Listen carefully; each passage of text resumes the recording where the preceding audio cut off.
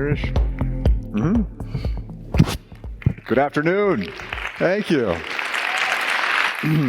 Thank you. So I'm on a business trip, making my way through the airport to the so-called waiting lounge for my flight, eager to find out how long I'm going to be delayed on this trip. I have some help. A representative from the airline is acting as my sighted guide.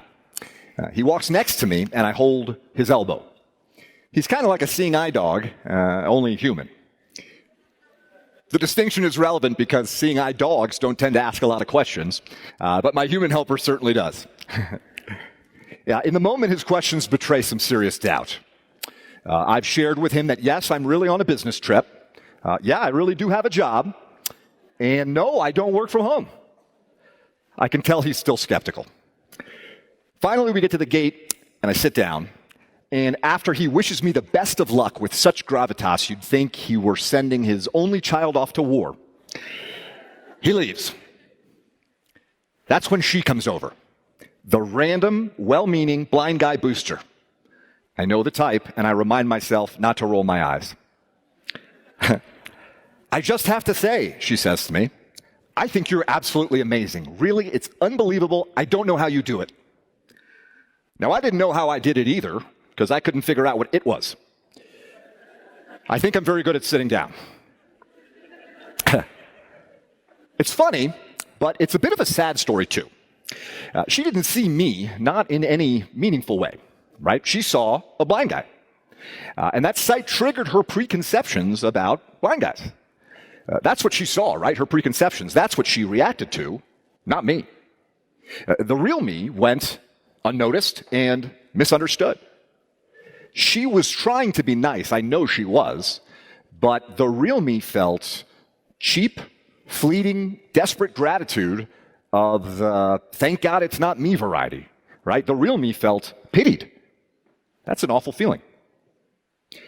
What a shame, this seemingly insignificant exchange, right? Her efforts to be nice, to pay a compliment, to make a connection, those efforts backfired, and she caused offense. How did that happen? Well, she had empathy without understanding. Right? She made a misguided effort to connect with her preconceptions about me instead of me.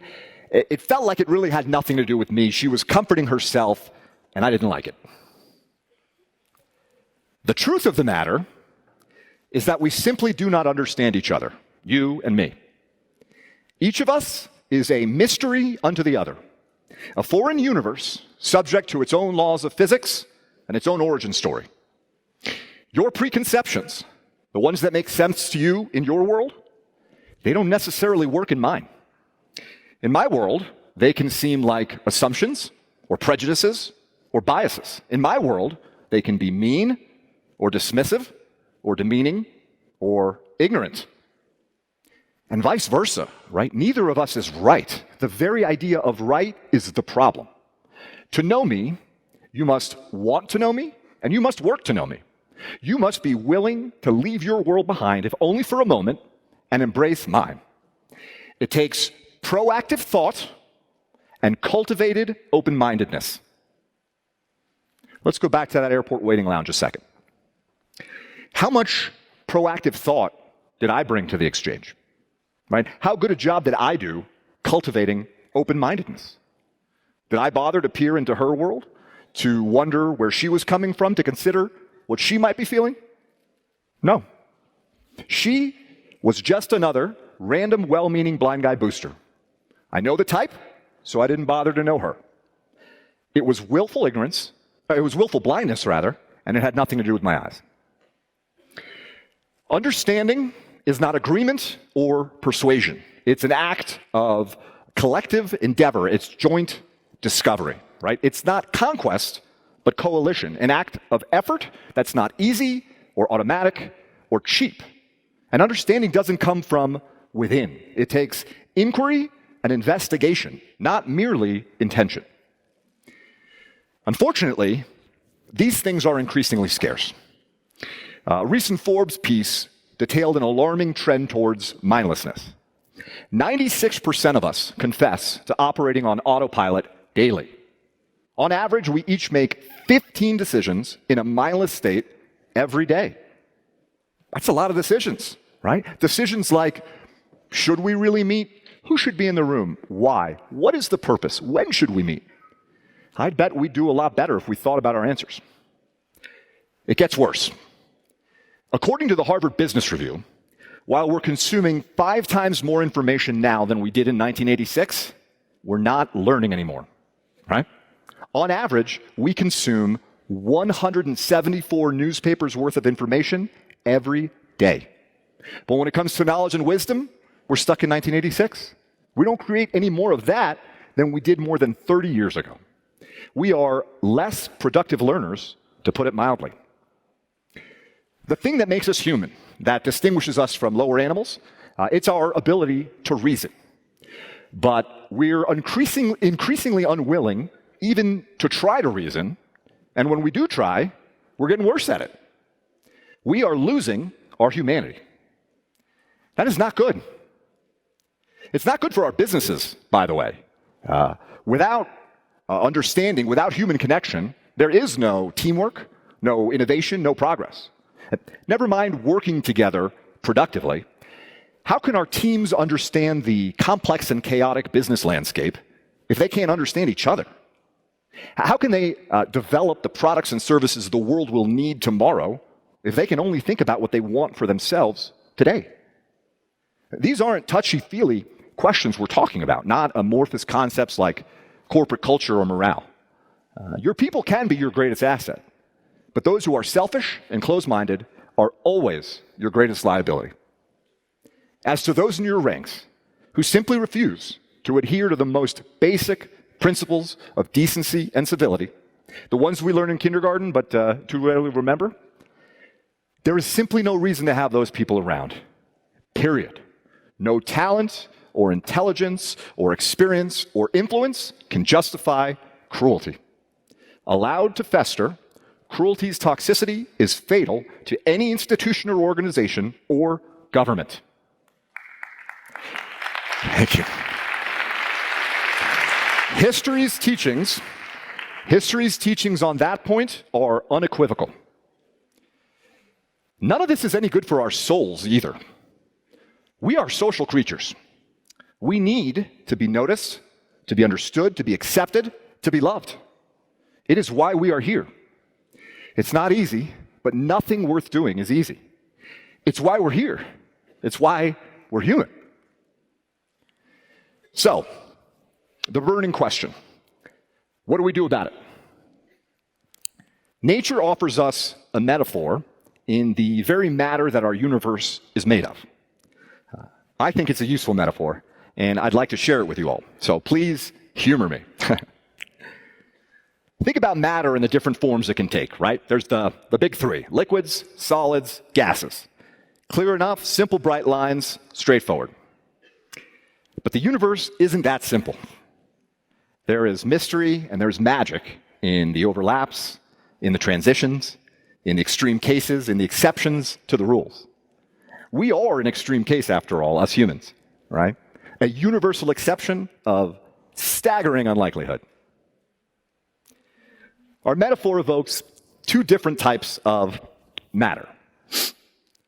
The most common form of matter in the universe is plasma. Not liquids or solids or gases, but plasma, by far. The most common form of plasma here on Earth is found in neon signs that advertise beer and bars. Or it certainly seems that way, at least. We make those signs by charging up the atoms in a gas, essentially trapping an agitated stew of colliding atom bits in a glass tube. It makes pretty colors. The second form of matter our metaphor evokes is a little different. In 1995, using math and physics and lasers and magnets, Eric Cornell and Carl Wyman showed that if you can cool things down, I'm talking very cold, atoms will stop banging into each other and knocking things around. When they settle down like this near absolute zero on the thermostat, an amazing thing happens. They enter the same energy states, they clump together, and probabilistically they start to behave as though they were a single atom. They act as one. We humans, we are like atoms. How we arrange ourselves, how we interact, how we share space and time and energy, that's how we make something bigger, right? Always together, only together. We are behaving like roiling plasmas, and it is breaking my heart. We are the agitated stews of colliding atom bits, trapped in our frenzied glass bubbles with those of our own kind, mindlessly radiating bright colors, distracting those around us from the real world beyond the bar, inspiring each other toward our baser instincts against our better judgments. We are selling beer to drunks, and it's well past closing time. We can be better. We can be better. We can find harmony in our most basic, shared humanity. We can find resonance in the indistinguishable quantum energy that animates every single one of us. We can join together, form a larger whole, act as one. What do we aim to accomplish? As friends, as families, as colleagues, as neighbors, as parents, what do we aim to accomplish?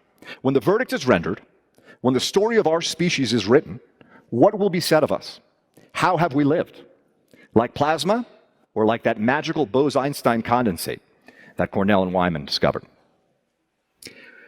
We need to cool things down.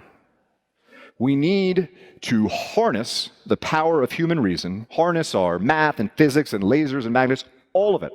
Harness our minds to cool things down, to slow things down. We need less mindless energy, less drama, less frenzy. We need more patience, more curiosity, more grace.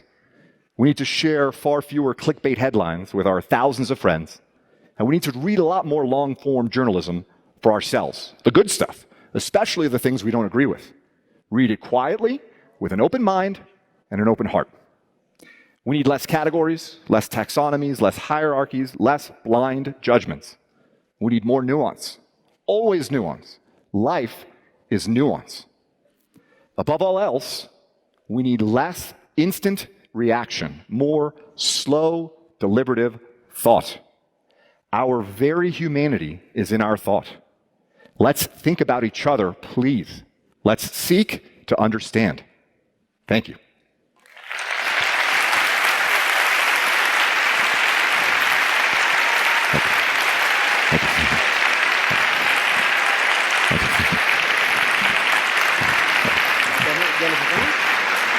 Thank you.